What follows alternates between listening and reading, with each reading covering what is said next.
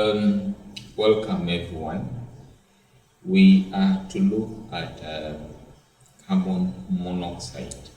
This is the second oxide of carbon. The first being carbon dioxide, which we have just concluded. So now let's focus, let's put our attention to carbon monoxide. Okay, we're going to look at the properties of carbon monoxide, the reactions, the chemical reactions of carbon monoxide, and then we'll look at the laboratory preparation, and also we'll look at the effects of carbon monoxide and also where carbon monoxide can be applied. Okay, so those are the key concepts that we are to look at in this presentation. Okay, so carbon monoxide is a gas that is produced as a result of incomplete combustion of carbon. Okay, when we say incomplete combustion, this basically, of course, means that there is limited supply of oxygen. Okay, when we talk about limited combustion, we say we're basically meaning that the oxygen is not in plenty. Okay, so there is limited supply of oxygen, so there is no complete combustion taking place, and therefore, when carbon reacts with limited oxygen to produce carbon monoxide gas. Okay, so that's the gas that we produce, and that gas, this is supposed to be 2, 3, 4, and 5. Okay, carbon monoxide is a colorless gas. It is tasteless, and it's also odorless. Okay, these characteristics are also shared by carbon dioxide. Carbon dioxide is odorless, colorless, and also tasteless. Okay, so you can't detect that you have carbon monoxide around you. We are also saying that carbon monoxide is a neutral gas. When you talk about a neutral gas, you mean that this gas is not acidic, this gas is not also alkalinic. Okay, so therefore, since it is not acidic and it is not alkalinic, or it is not an alkaline gas, therefore we say that it is neutral, and it will not have any effect on the litmus paper. Okay, the litmus paper is of course used to detect whether a solution or a substance is acidic or alkalinic. And then it is less dense than air. And this is very important for us to know, because this has an influence on how we collect carbon monoxide when we are preparing it in the lab. Okay, it will be collected by upward delivery. Okay, and then it's slightly soluble in water, slightly soluble in water. In the previous presentation, I highlighted the fact that carbon monoxide is a dangerous gas, and that you shouldn't leave your charcoal stove inside a room where you have closed the windows and there are no proper ventilators. You'll end up getting suffocated. What happens in that instance is that the carbon monoxide has higher affinity, or the red blood cells have higher affinity for carbon monoxide than oxygen. So therefore, when in presence of carbon monoxide, the red blood cells will be carrying carbon monoxide instead of oxygen, and therefore your tissues will lack oxygen, and this is dangerous. You get suffocated and you die a silent death. Okay, these are things that have been reported in the news where people wake up and all the individuals in a particular household are all dead.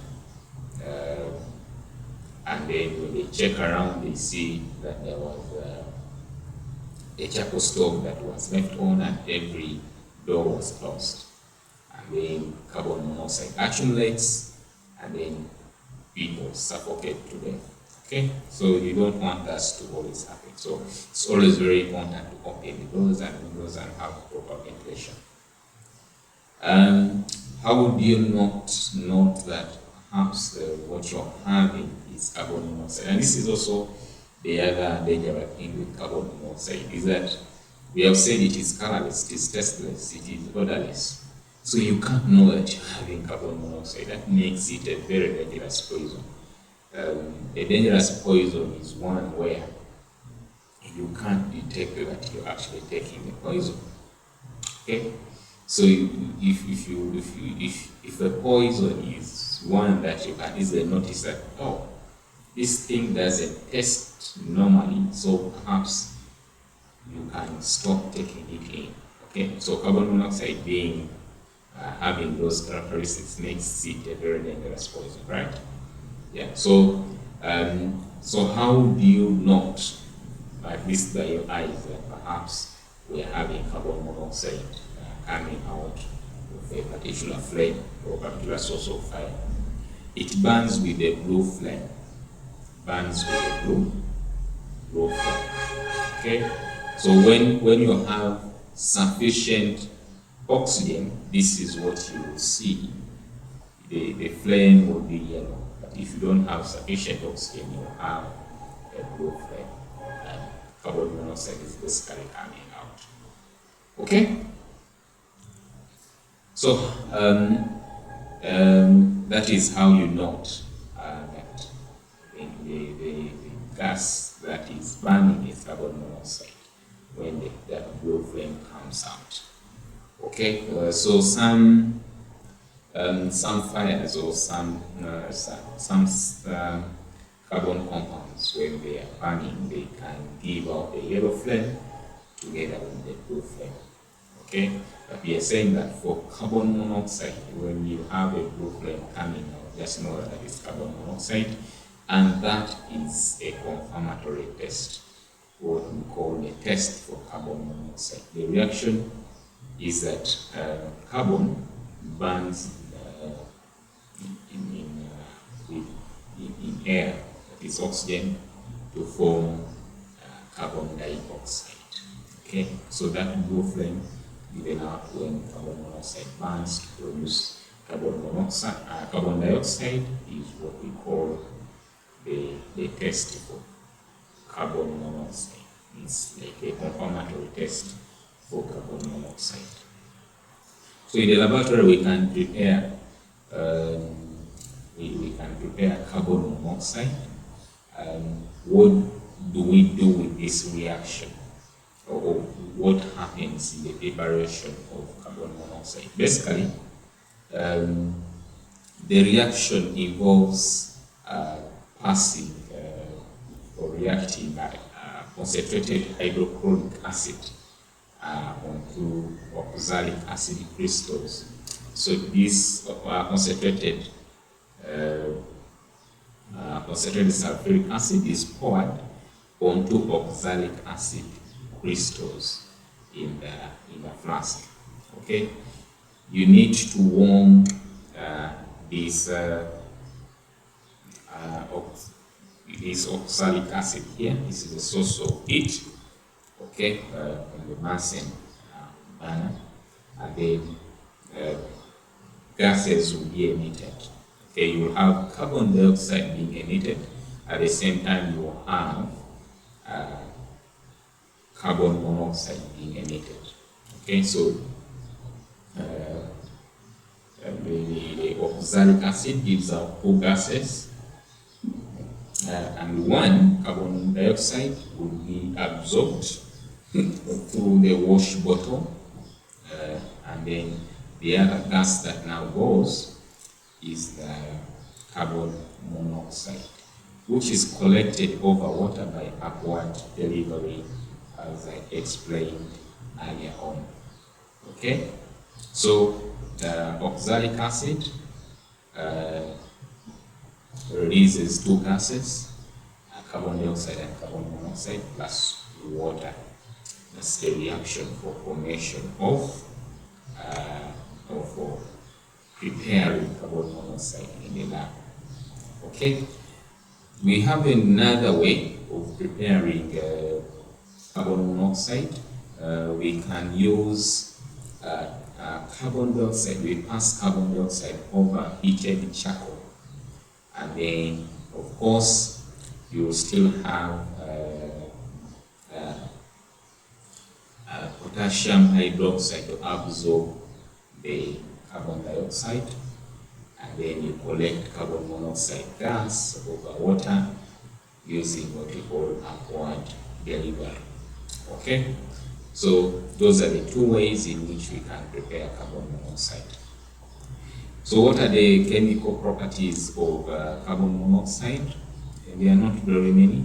Just like carbon dioxide, we saw that carbon dioxide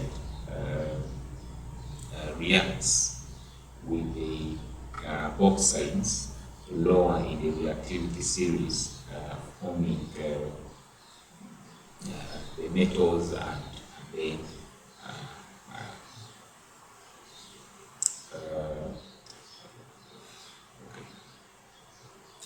just to repeat this,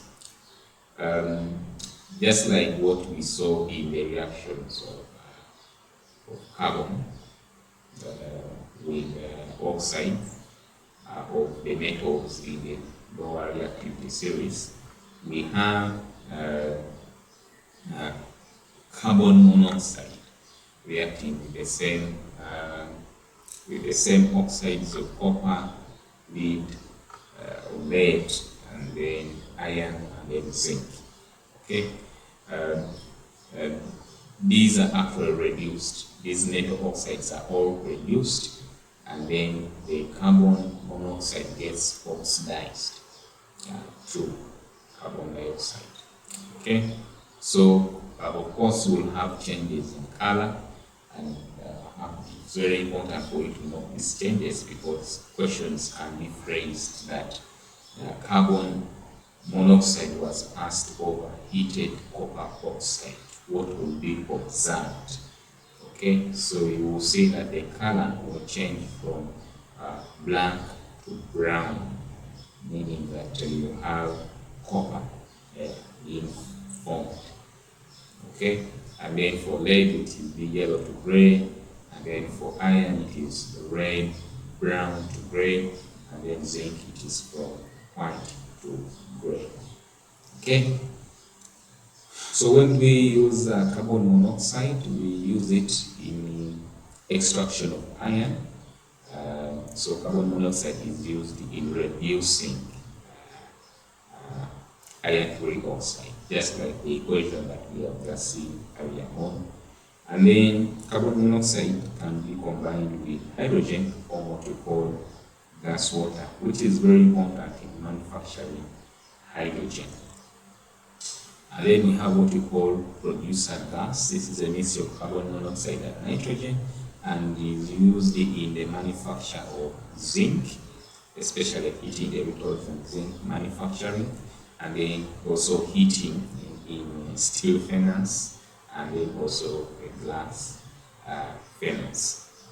Okay, and then this same gas, producer gas, is also used as a source of nitrogen for the Haber process, which is basically the process of production of ammonia. Okay, that's how we use carbon dioxide. In our environment, we have car fumes that come from cars or car exhaust pipes. These fumes contain carbon monoxide that comes as a result of incomplete combustion. Okay, incomplete combustion of fuel produces carbon monoxide. Okay, so the formed car fumes, I think